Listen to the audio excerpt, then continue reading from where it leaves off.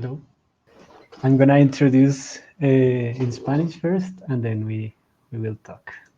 Sounds good. Entonces, bienvenidos todos y todas a la tercera temporada de la Caverna del Gecko. Esto es gracias a Perro Viejo y a Tan Grande y Jugando, y es en el marco del Woman Game Jam que se nos viene en el mes de agosto. Y hoy estaremos hablando con Rachel Sim, que es productora de Asher in the Pit, una compañía de audio para videojuegos, una compañía en Canadá dedicada solo al audio de videojuegos. Entonces, pues Rachel habla en inglés, entonces haremos pues la charla en inglés, pero pues trataré de ser lo más hábil posible para, para hablar bien inglés y español y como de a pedacitos ir traduciendo como lo que vayamos hablando, pues para que todos puedan entender, así sea un poquito, si no entienden inglés. Igual todas las preguntas y cualquier cosa, pues están ahí, eh, pues pueden escribir en el chat y las traduzco o la pueden escribir en inglés como quieran. Entonces, pues nada, hi. Now Hello. we switch to English again. Thanks for Eh, having me here today. no, thank you for having the time to share with us some of your life. So, hi, you are Rachel. Hi, Rachel. Hi, yes, I'm Rachel. So, tell us a bit about yourself. What do you do? I am a sound designer, but currently a full-time producer at A Shell in the Pit. So we are a game audio studio, primarily game audio, but we do some things outside of games as well. Um, and I still do a little bit of sound design when I have time, but I'm mostly too busy for that these days. Entonces, Rachel dice que es diseñadora de sonido, pero también trabaja como productora, pues, full time en Asher in the Pit. Y a pesar de que pues, es sound designer, pues ahorita lo hace un poquito, pues bastante poquito, porque pues casi nunca tiene tiempo para eso. And how did you get to work with audio? Um, that's kind of a long story, so I'll try to keep it short.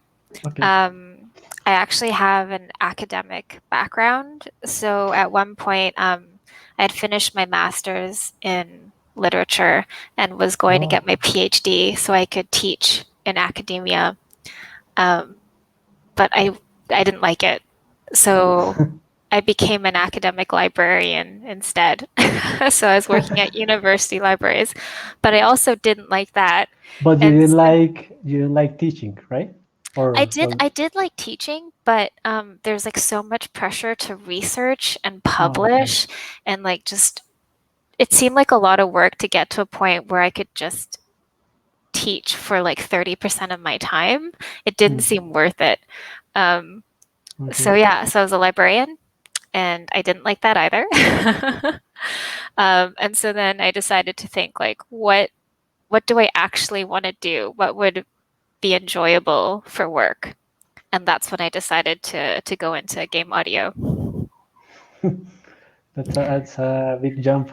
Yeah, it is. But it's amazing that you have a master's and everything. Like that's very encouraging to know that you can always change your mind Yeah. and you don't lose what you learn. Like you learn a lot of things.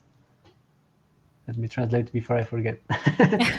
Eh, entonces, Rachel no, ella tiene incluso un máster en literatura y ya iba a hacer su PhD y todo para ser profesora, pero terminó trabajando, no sé cómo decir, librarian en español, como en una librería, no sé cómo, bibliotecaria. Y eso tampoco le gustó tanto y no le gustaba lo de enseñar porque hay mucha presión como en investigar y publicar. Entonces, en un momento decidió pues mirar a ver qué quería hacer con su vida y ahí fue que llegó al game audio. Ok, you can continue. Yeah, so I was 29 when I decided to make the change. I went to school. Not everybody goes to school to get into game audio. I think school is great if you have a convenient program to go to that's like affordable, but that's not always the case for a lot of people, in which case like you can totally learn on your own too if you're willing to put in the time and stuff. But like I said, I was 29 when I started. I had never used a DAW. I had never recorded anything. I had like zero audio experience except for my music background. You're a musician as well? I'm Asian, so I studied classical piano for like 12 years. So I played a lot of classical piano, but other than that, no, like so yeah, it's never too late. You can decide to start working in games at any age, I think. I find funny that you say I'm Asian, so I study classical music because that's the case. I remember one of my cousins. She went to participate for getting a scholarship in Berkeley, Oh wow, yeah. and she was a great piano player, and she did good. But when she got there, when she got there, she said like there were only Asians that play like 3, 4 instruments, and they are great in all the instruments.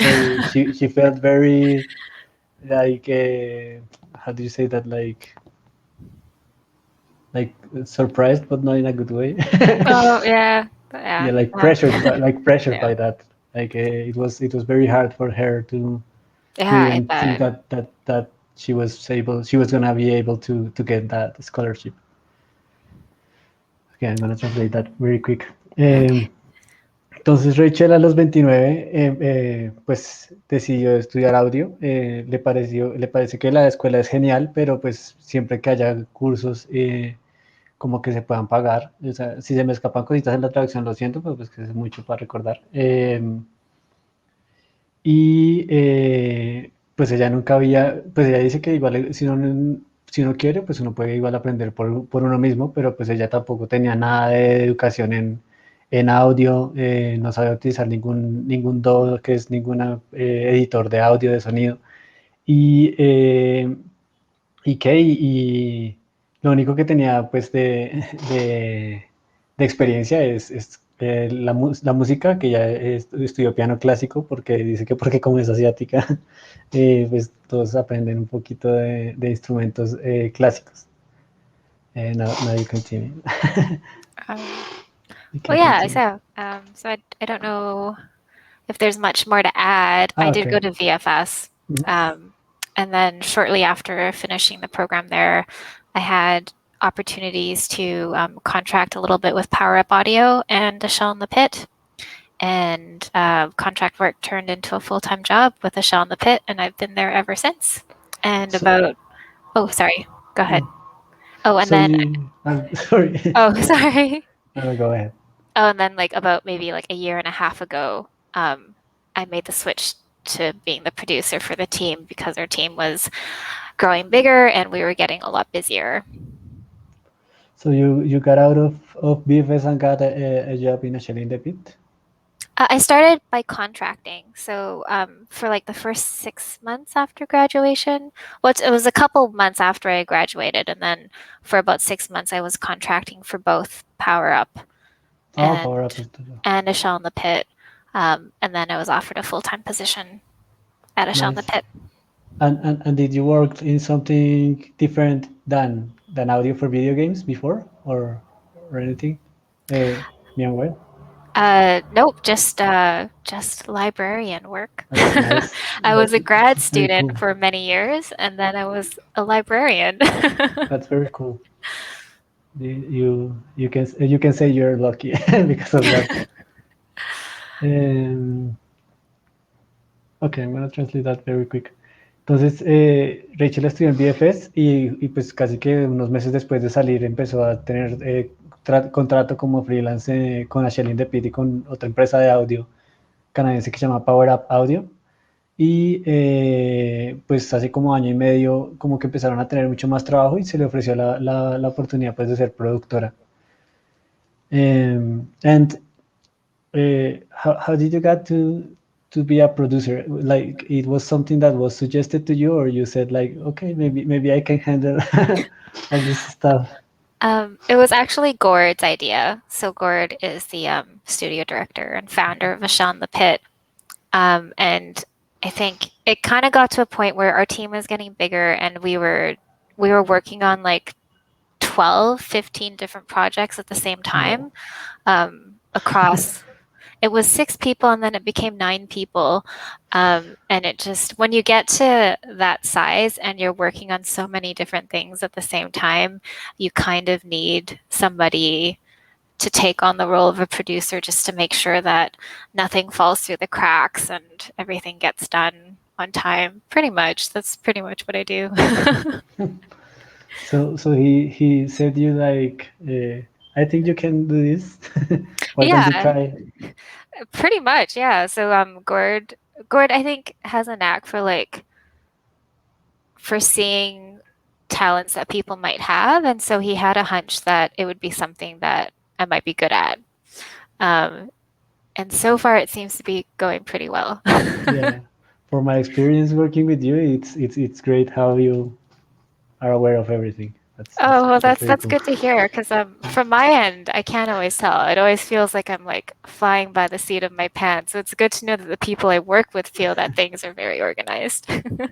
That's hard. That's something hard to do because games are crazy. Mostly. Uh, Development is crazy. yeah, they are. They try to be organized, but they can stand for a lot for long years, and they can get very messy, and then organized, and then get very messy again. And they are games. They are not linear. They are hard to maintain. Oh, for sure, 100%. Yeah. Para translate. Le pregunté si cómo ha llegado a ser productora de Shell in the Pit, que si eso era algo como que le habían dicho como que si ella pues lo podía hacer. Entonces me contó que Gord, que es el director, el fundador de Shell in the Pit, como que tiene algo como para descubrir talentos en las personas y le dijo como, por qué no hace esto que de pronto usted es buena en eso? Y terminó siendo buena, pues hasta ahora le ha ido bastante bien en eso.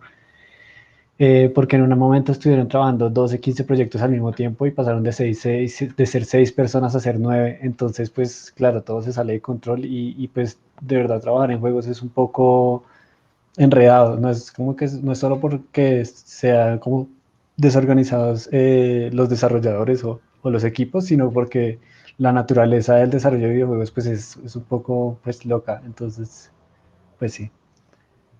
Um, I don't know if you have something else to say about that, or I can tell you some questions that people have. Oh, yeah, I'd love to answer questions that people might have. I'll do my best to Oh, answer them. yeah. Let me just share actually the pit page because somebody is asking, and it's a very nice page to look at. Oh, yeah, our website is fantastic. Yeah, it's awesome. That's how an audio website should look like. Yeah, I think it was Gord had this idea, and Madeline, who did all the art, they did an amazing job, and I think it really captures like the spirit, the personality of our Hmm. company. Yeah, it actually does. Carlos Julio Garcia, that is my dad, No. asked if you used your former studies in your actual work. Yeah, like indirectly, like as a producer, I'm definitely doing a lot more client communication. And just because game development is mostly done online still, there's a lot of communication that's needed, lots of emails, messages, that sort of thing. And having had to write essays for so many years when I was a grad student, like I tend to read things really carefully, and then I try to write things in a really clear and concise manner. Mm, Because that- it's so easy for things to like to get forgotten or missed, or for things to like not be super clear. And so like I think communication skills when you're a producer is very important. And then I did study to be a librarian, so I went to school for that too. And I was able to take like a project management class, which, one class is not enough if you're trying to like build a new library or Yeah. like, but if it's to manage smaller projects and manage people, there are some really good tips there. But I think project management is another one of those things where it's like you can go to school for it, but there's so many resources online. And I think if you're the kind of person who is interested in the work, it probably means you have the right kind of mind for it, that you think about things in the right way. Or maybe the fact that I was a librarian at all is an indicator that I like to organize things and Yeah, maybe. yeah, keep things nice and tidy. Yeah. So yeah, not a lot of direct uses of things that I've studied, but sort of indirectly, especially Okay. like the soft skills, I think. Okay. Eh, Dice que, y, pues indirectamente, pues preguntaron que se ha implementado los estudios iniciales a su actual pues, selección de carrera. Y ya dice que, pues indirectamente, porque como tuvo que escribir tantos ensayos y tuvo que desarrollar tanto sus capacidades comunicativas, eso le ayudó mucho pues a aprender pues, a comunicarse, a escribir, a ser muy cuidadosa como la manera que escribe, la manera que lee las cosas. Entonces como que incluso cuando ella estudió para ser librera o bibliotecaria, le dieron unas clases de management, ¿qué será eso? Administración. Eh, no sé cómo se. Entonces, pues que una clase no es suficiente, pero igual, pues eso le sirvió como para mantener las cosas organizadas. Entonces, pues incluso, pues lo que la llevó también a querer estudiar algo como para ser bibliotecaria y eso, pues es que le gusta organizar cosas y eso como que es algo como que tiene mucho que ver con pues, manejar equipos. Entonces, que pues nada, sí, no directamente, pero sí indirectamente le ha ayudado mucho. Uh, there's another question from Peru, actually, from Jorge Héctor Quiñones. He said, well, I'm going to say in Spanish and then in English. Si nos podría recomendar páginas de audio libre y pagado, así como software prácticos para editarlo. Gracias. He said, if you can recommend audio pages for free audio and paid audio and software free software to edit or practic software to edit it. Um, let's see, some good resources. If you're looking for like a really affordable DAW, for sure, Reaper. Yeah. Yeah, Reaper's great. It's it's pretty cheap, especially if you're just starting off, and it's really powerful too. It's highly customizable, and I think it's if you're going to be learning in something, Reaper's a good one to learn in, especially for games specifically. In terms of resources, there's a bunch of like free publications, like A Sound Effect have the newsletters, and they do a lot of great interviews. And I think one of the best ways to learn about design, if you're not in like a formal school, is to read or listen to other sound designers talking about their workflow, because you'll realize that there are so many different ways and approaches that you can take when you're designing sounds. And they'll have ideas for things for you to test out, but it's really about sort of finding your own way. Mhm. So yeah, I hope that answers the question. Yeah, I hope so too. I'm gonna ask another question that Yep. is here, and then we can talk more about you. Jose Angulo asks, how do you manage when team members cannot meet a hard deadline? That is an excellent question. So currently, A Shell in the Pit is 9 full-time members, and we have 3 more like full-time contractors that we're hoping to bring on board. So we're about 12 people, and we're always looking for like new contractors with the intent of sort of like training them up and having them join the team long term.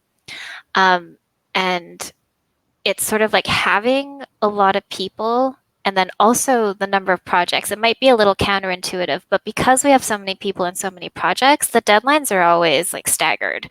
Very rarely will you have like 7 projects with the same deadline. And so we have the flexibility to move people around to different projects if somebody needs help. We are a no crunch studio.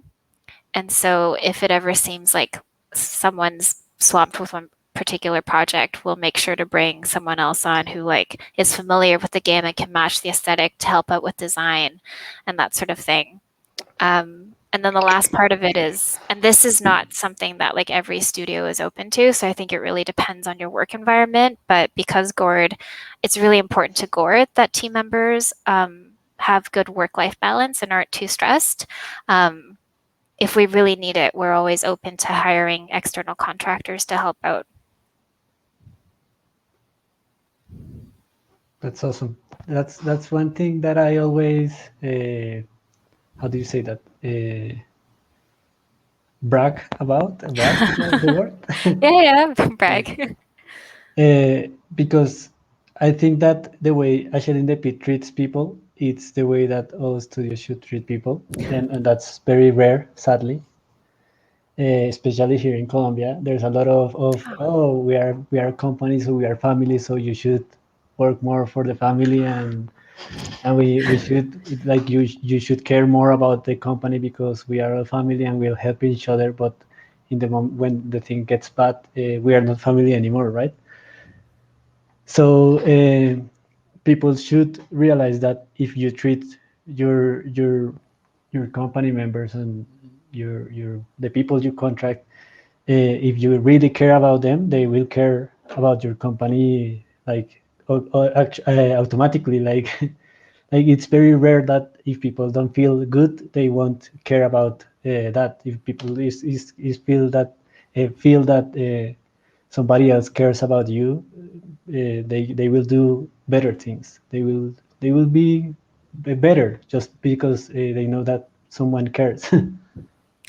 Yeah, for sure. I think that's one thing that Gord cares a lot about is that, you know, we feel that we're fairly treated, that our needs are taken in consideration, and just like general work-life balance.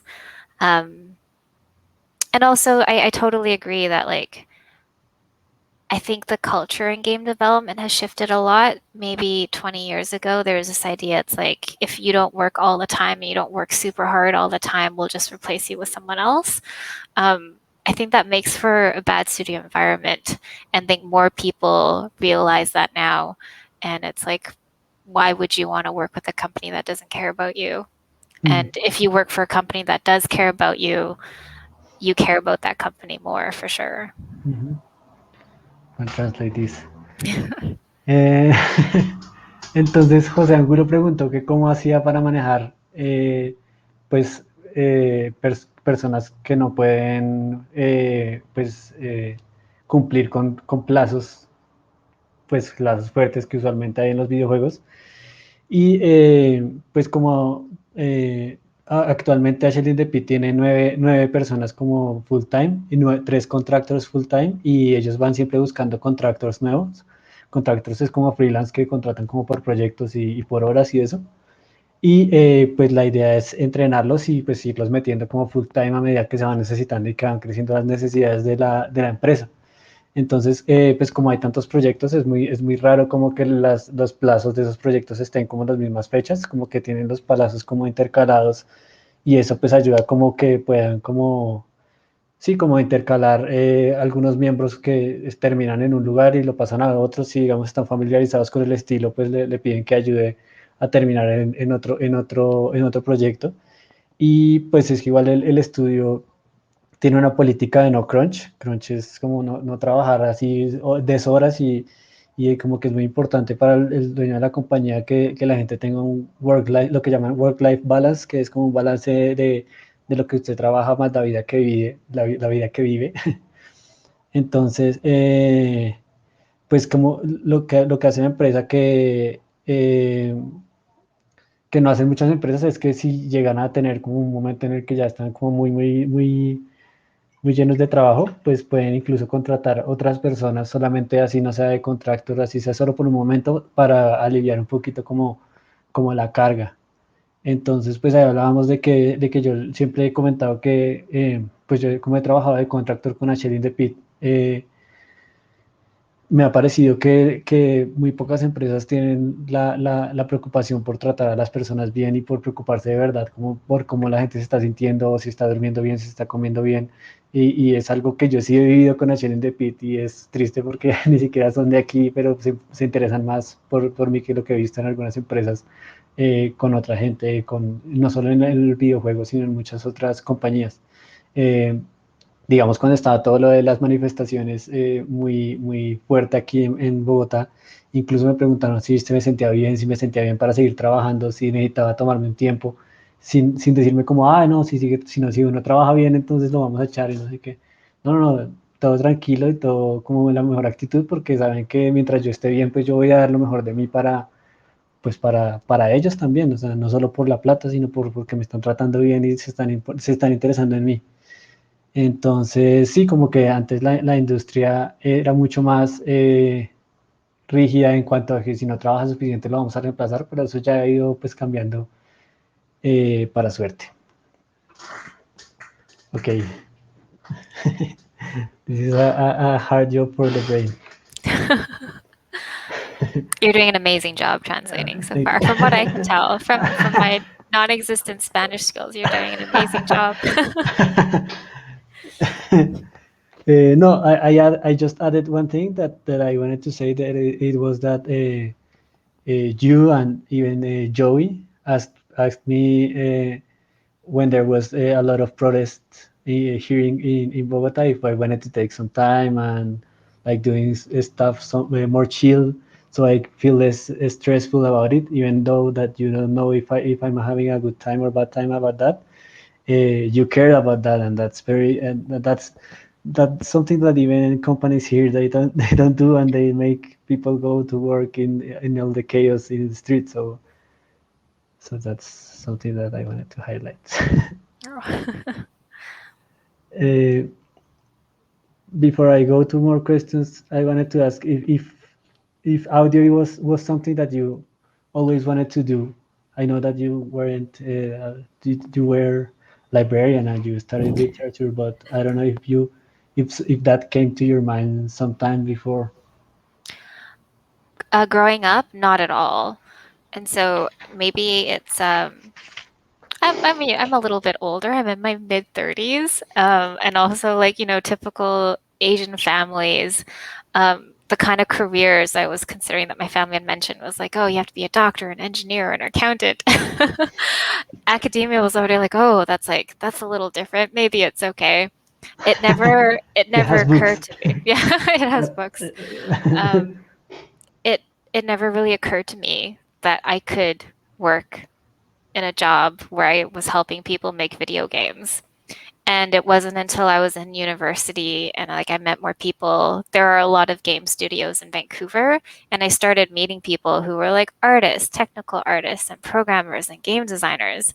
And I was like, wow, there's like actually a lot of people who work in games. And that was the first time I kind of realized, like, oh, like if I could start over, maybe I would have wanted to do this. I was like in my mid 20s. Um, and then eventually I couldn't really I couldn't see myself doing like librarian work for the rest of my life. And I was like, I think I could see myself working in games though, so let's just try and see what happens. That's awesome. Le pregunto si el audio es algo que había querido de pronto antes de estudiar literatura o de ser librera. Eh, y ella pues no lo ha considerado nunca creciendo, pues como ella viene de una familia asiática, esperaban que estudiara ingeniería o fuera doctora o no sé qué, y pues estudió literatura, que bueno, pues como que bueno, como que por lo menos tiene libros o algo así. Entonces ya empezó a estudiar y cuando estaba en la universidad empezó a conocer gente que se dedicaba a diferentes cosas del desarrollo de videojuegos, como artista técnico, programador, no me acuerdo si mencionó programador, pero yo lo menciono. Y como que ella decía como en la mitad de sus 20 como, uy, si yo pudiera comenzar de nuevo, de pronto esto sería chévere como algo a lo que me podría dedicar. Y pues en un punto ya este vio como que no se veía toda la vida trabajando de librera y digo, pues intentémoslo y pues lo logró. I feel really excited that you took that decision and it worked out. Uh, because you can be librarian for your whole life and have a good life as well. Like you can have a job and go to It would have work. it would have been fine. It would have Yeah, been fine, but it wouldn't have been nearly as fun or exciting. yeah, and that's something brave to do. Thank you. And what did your family said about that? I think they didn't really know what to think. Okay, I think even now, I'm not really sure my family knows what I do. that's good. Because like you say sound design and like a lot of people don't really know what that means. Um, and Yeah. so I think they just say like, oh, she does something with video games. Like, yeah. Le pregunté que qué pensaba la familia de lo que pues de ahora lo que hace ahora y pues dice que de pronto ni siquiera se saben muy bien lo que hacen porque pues el diseño de sonido también es algo como muy sí, como que mucha gente no sabe lo que es. Entonces, pues nada, pues como que no saben ni qué pensar, pero pues está bien. I'm gonna ask you some questions that people have asked, Sure. and then we can continue. There's a lot of questions today. Okay. Excellent. That's I'm good. Yeah. excited. How do you keep sane when you have to manage more projects than you can humanly grab? Oh my goodness. There are some days where I feel like I'm dropping the ball and everything. Like I'm messing everything up. But the question is, how do you stay sane? I think one thing is I know I work with amazing people and we have a really amazing team. And so if I ever need help, I can ask for it. I know I can trust my teammates to pull through. Um, so that's one side of it is like there's a lot of trust in our company, I think, and I don't know if that's always the case. I'd like to think so, especially for smaller studios, but like there are days where I'm just like, wow, I work with such amazing people. It's incredible. And then the other thing is, I have multiple systems of keeping track of things that I need to do, that I need to follow up on, that I need to remind people of, that I need to get back to people on. I have multiple systems to track things so I don't forget stuff. So I think it's you don't have to have like the best memory or even be like the most organized person. You just have to have systems in place to make sure that you don't forget. And hopefully like 95%, 99% of the time it works. 95? Oh, I no, I'd say like That's a good.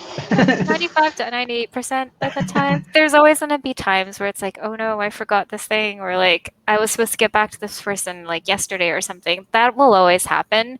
Um, I think the other thing to remember is like, don't beat yourself up too much because nobody's perfect. Hmm, that's cool. I mean, if you're forgetting stuff all the time, then maybe something's wrong. Yeah. But if like most of the time everything goes well and stuff, trust your system, trust the people you work with, and do your best, really. Yeah, and just if your system, your actual system or tools are not working, just try new things Exactly. and look the best fit for you because there's a bunch of programs now to help you organize stuff. So many things. Yeah, it's many things. Entonces, preguntaba José Ángulo que cómo se mantiene sana, como cuerda cuando tiene que trabajar más, manejar más proyectos de los que puede como manejar, como agarrar humanamente. Entonces ella dice que, pues, primero que todo es que confía mucho en el equipo, entonces como que eso le ayuda a estar más tranquilo también, como que sabe que trabaja con un equipo muy talentoso y de gente muy buena, entonces como que pues es genial que pues, puede confiar en ellos. Y tiene muchos sistemas organizados para mantenerse al día y para mantenerla recordando de las cosas que necesita. O sea, como que hay días en las que ella siente como que la está embarrando mucho y eso, pero pues lo que decía, ella confía en el equipo y eso como que le ayuda y pues los sistemas le funcionan 90-95% del tiempo, entonces ella dice como que no se dé uno muy duro y que pues trate de construir sistemas porque no necesita recordarlo todo, sino pues necesita es ayudarse pues con las herramientas. Let me ask you another question. Gus Galeano says that good talk.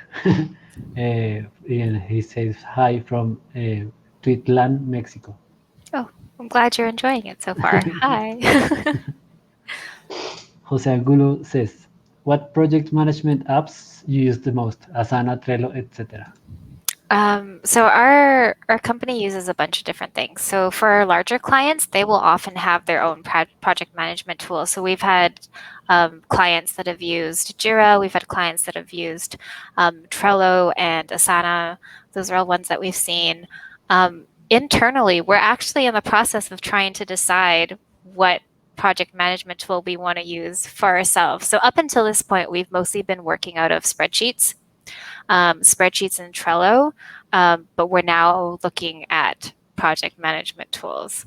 Um, yeah, so uh, I think Jira works really well. It's that's probably like a really safe backup because like it's established, lots of people use it, we know it works, but we're exploring a couple different options.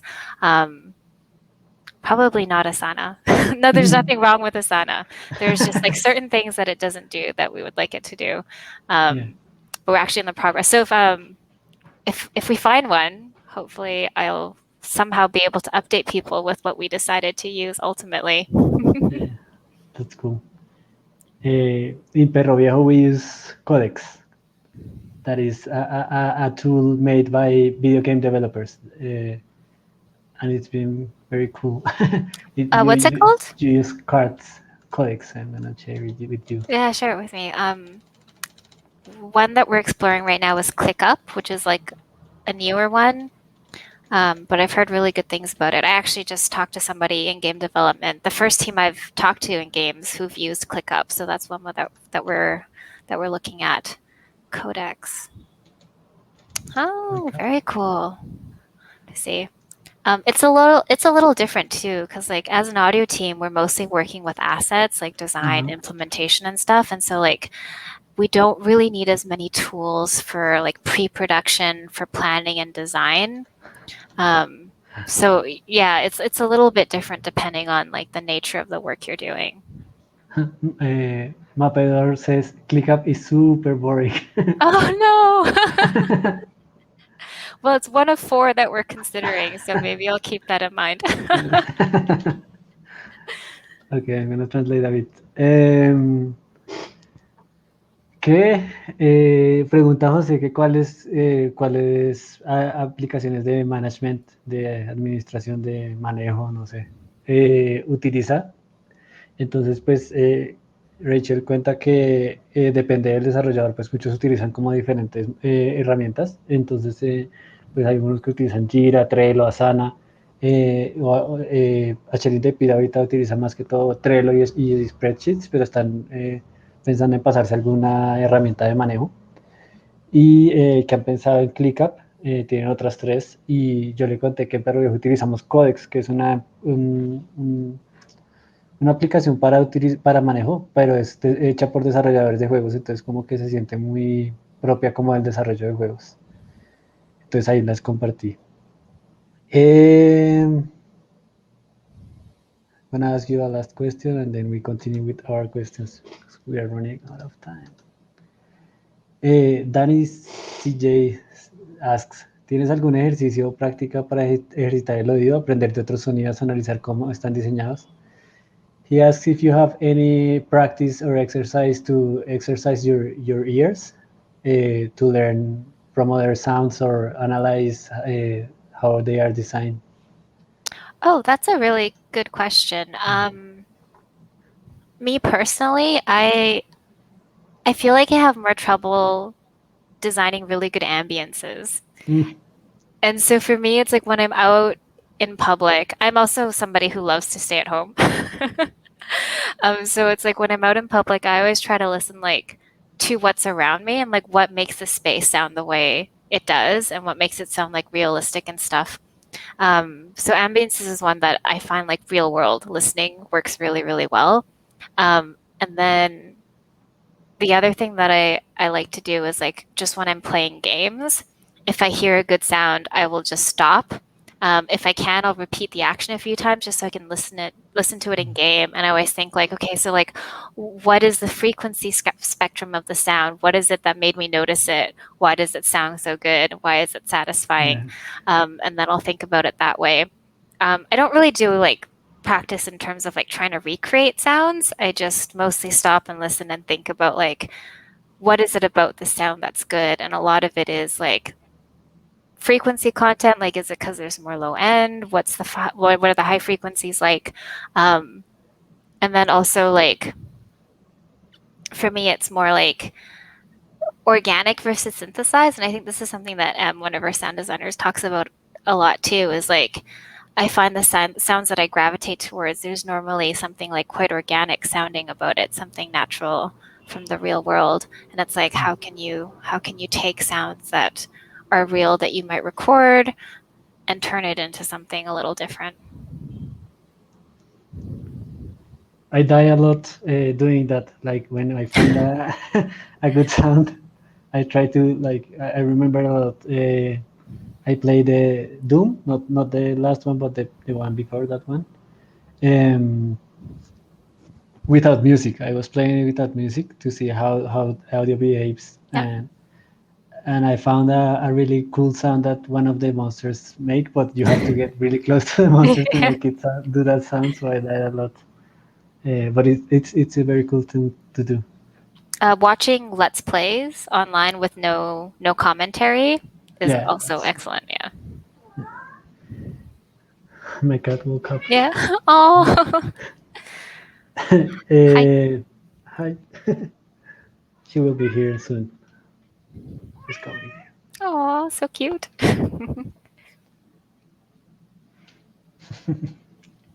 Hi, Kiwi. Ok, entonces, dice que, digamos, diseñar ambientes es lo que más le cuesta en general, entonces como que lo que hace es, a pesar de que ella es una persona que le encanta estar en la casa, es cuando está afuera, tratar de prestar mucha atención a lo que hace sonar a los lugares donde está, esos lugares, tratar de escuchar qué sonidos pues crean ese ambiente que está escuchando en esos lugares. Em, También dice que lo que hace también es que dentro de los juegos como que ya no hace muchas prácticas como de replicar sonidos, pero lo que hace es que dentro de un juego cuando hay un sonido que le llama la atención, trata de pues escucharlo si puede varias veces, a ver qué es lo que le llama la atención, porque está satisfactorio, empezar a preguntarse ese tipo de preguntas y también pensar como en qué contenidos de frecuencias tiene y algo que también habla que es una diseñadora de sonido de Asher the Pity, es como que tanta que tanto tiene de sonido orgánico versus sonido sintetizado, y eso como que también, esa pregunta también ayuda a empezar a pensar, pues cómo uno puede agarrar sonidos reales y utilizarlos para volverlo algo más. Eh, También dice que es bueno escuchar como gameplays sin comentario. Eso también es muy bueno pues, para escuchar esos sonidos. Ok. Do you think that being a woman has affected your work in some way? Positively or negatively? If being a woman has impacted my work. Um, that's like a big question to try to answer. I think being a woman in games, especially with like a lot of the negative news that's come out from like large studios recently and also like the Me Too movement, um, it's made me aware of how lucky I've been and how less lucky a lot of women are who've worked in the industry. And it's made me want to hopefully make more opportunities for other women, because I would say like I consider our studio to be one that's pretty good to work for, and we are like slowly but surely constantly expanding. And so one thing we want to do is we want to see if there are ways we can help women or other minorities who are especially new to the industry to help them gain some experience or like mentor, but find ways to make the industry more accessible to minority groups. That's cool. Le pregunté si había impactado su trabajo de alguna manera ser mujer, positiva o negativamente, y que pues dice que con lo que ha pasado últimamente, como lo que se ha destapado y todos esos movimientos como Me Too y eso, pues de todas estas cosas malas que pasan en estudios grandes y todas estas denuncias, como que le ha hecho darse cuenta de lo afortunada que ha sido pues su experiencia en los juegos y de lo desafortunada que ha sido para muchas otras mujeres. Entonces como que darse cuenta de eso la hace querer ayudar de alguna manera y crear más oportunidades pues para que estas mujeres pues se puedan tener una oportunidad de entrar a la industria y de aprender y de como que la empresa de H&P también quiere como ayudar como minorías, como sí, como darles mentoría, así sea para que puedan tener algo más de experiencia y puedan arrancar su vida en el desarrollo. Entonces, pues es genial eso. That's something very cool that just being aware of what's happening makes you want to do something about it, because that's how these spaces get created, these communities get created, because we realize that there's something that isn't good, something that is wrong, and maybe if we join uh, uh, strengths, forces, we can do something about it just by talking here. I know by experience, and because some other people have told me that if you hear someone talking about something that you feel, you might be able to do something differently, just because you feel a bit less alone in the same fight. Yeah, So, I think that's a really good point too. It's a good thing that more people are speaking up about their experiences. Um, it raises a lot of awareness, and then for people who are in a position to try to do things differently, it might inspire them to try to do things differently. yeah, Yeah. yeah, that's good, and to be aware that you can do differently. Yeah. That's true too. Uh, we're reaching our time. Okay, I'm gonna ask you two questions more Okay. if there's no more questions here. Right. The cat wants Hello. to sit. Oh, she's so cute. Oh. Um, what would you recommend for people who want to get into the game audio industry? I think the most important thing I can recommend is just to do it. And it's something that's pretty easy for me to say because I came from like pretty successful careers, and I had the opportunity and I had like the financial security to like try something new, and I know that's not something that everyone has access to. So as much as possible, explore explore the aspect of development that's interesting to you. Um, and when you're sure you've landed on something, like try coding, try art if you're interested in art and you have some skills there. If you're interested in audio, open up a DAW, watch some videos, read some articles, and just start making sounds. Um, and I think you'll realize pretty early on if it's something that you love or not. And if it's something you love, um, pursue it. If there's any part of you that it's like, I don't know if this is for me or I'm not sure this is the right thing. Like if you're hesitant at all, then I would say like take more time to think about it. But like when you get to the point, I think sound designers all have that moment where like, yes, this is what I want to do for the rest of my life. If you feel that, then Yeah. take it and run with it.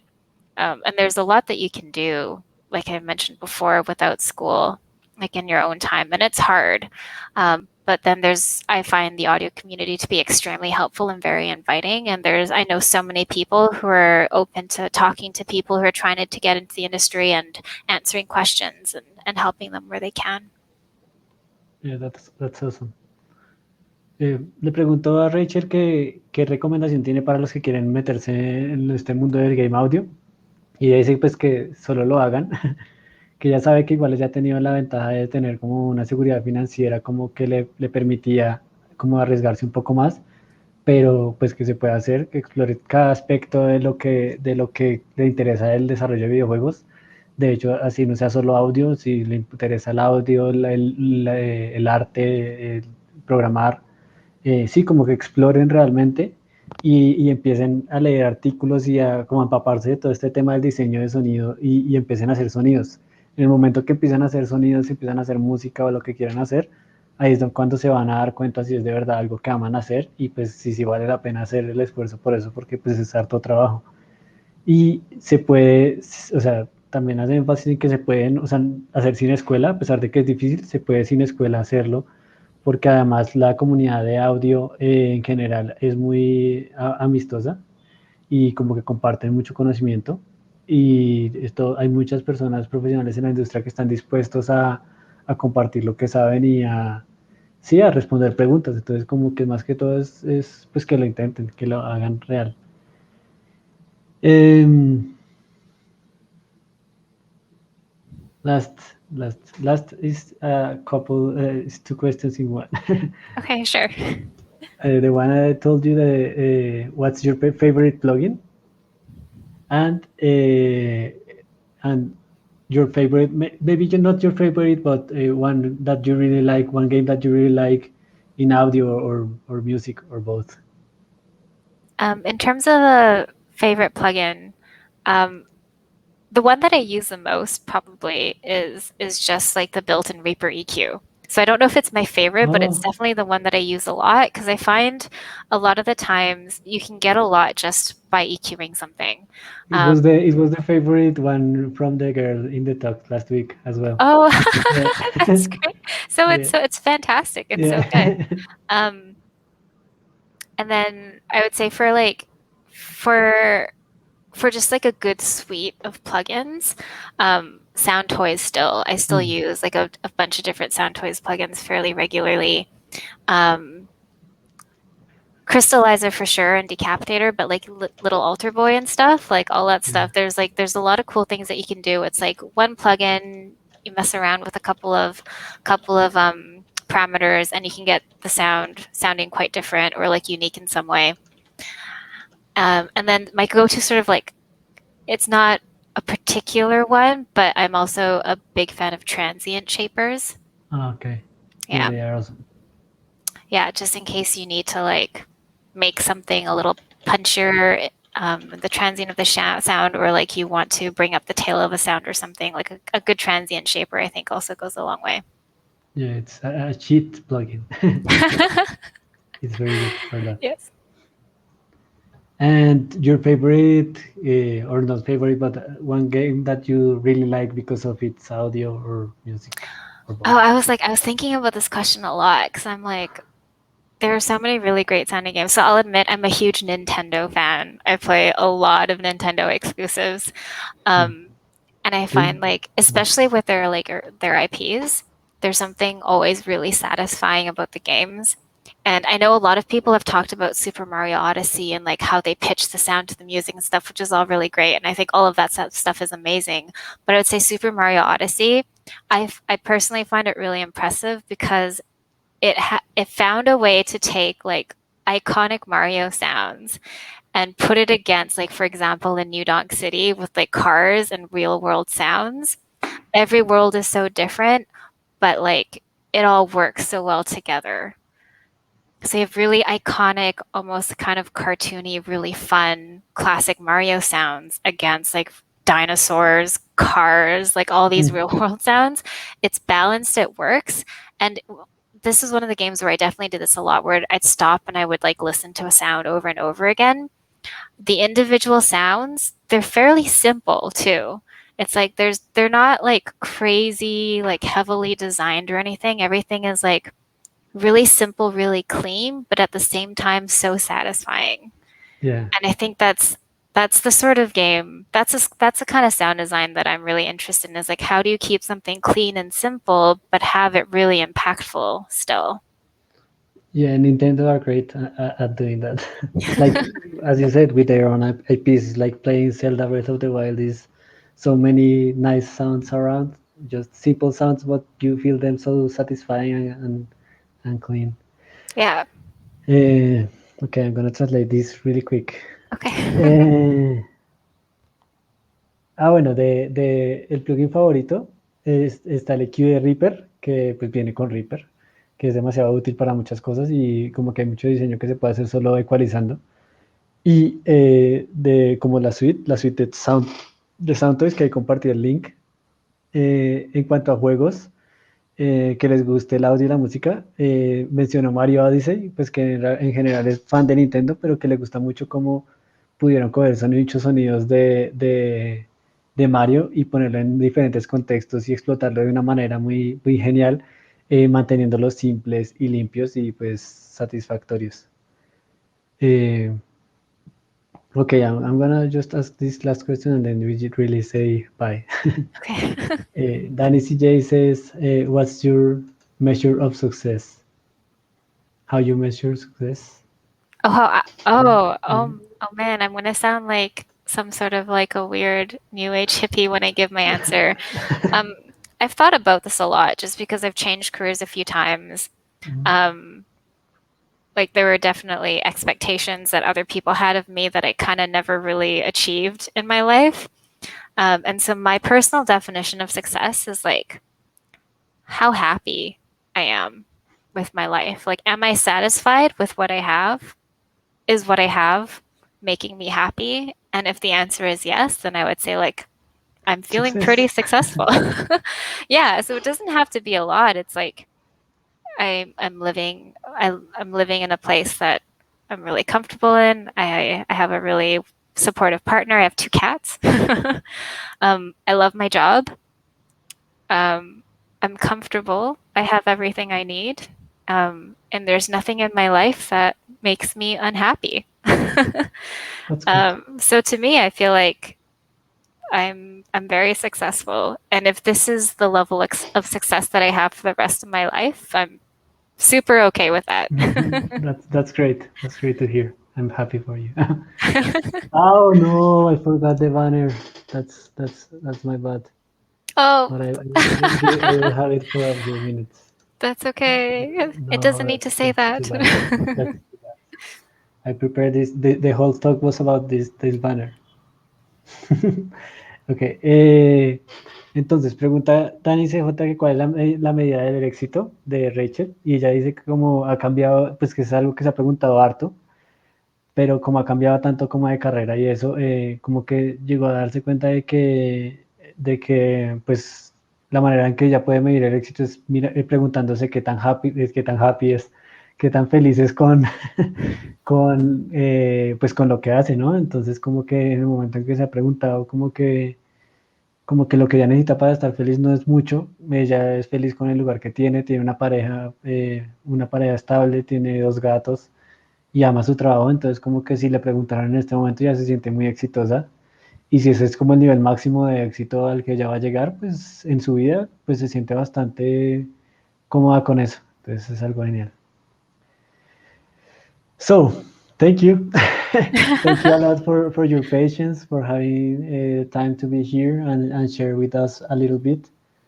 It's really cool to hear everything that you've done and what you're gonna be doing because you're working in a lot of projects at the same time. So it's a lot of real update every year. Yeah. Yeah, there's always something exciting going on at a Shaun the Pit. But thank you so much for having me. This was a lot of fun. I hope I was able to help uh, people. it's I awesome. hope my answers were at least a little bit helpful. And yeah, I am on Twitter. I don't use it very often, but if you message me, I will answer. Okay. And like if you want to post my Shaun the Pit email address too, like I'm happy to Okay. I'm happy to have people reach out if there's anything they want to ask about, whether it's to do with sound design or like producing stuff. I'm happy for people to get in touch, and I'll try to Okay. respond as best as I can. Ok, I'll share your email. Voy a Yep. compartir el email de Rachel. Ella dice que ya está pues abierta a que le escriban o le pregunten lo que quieran. Y pues que gracias por estar aquí. Y they say thank you. And that was a good conversation. That thank you. Thank you, Rachel. This is here. Thank you all for Yeah. joining us. Yeah. So that's it. Thank you very much for everything, and we'll talk later. I'll Yep. say bye in Spanish. Gracias a todos. Dentro de 8 días tenemos la última charla con Naila Burney, que es una colombiana que trabaja en Ubisoft. Y nada, muchas gracias a todos. Nos veremos pronto y sean felices. Thanks Bye. again. Bye.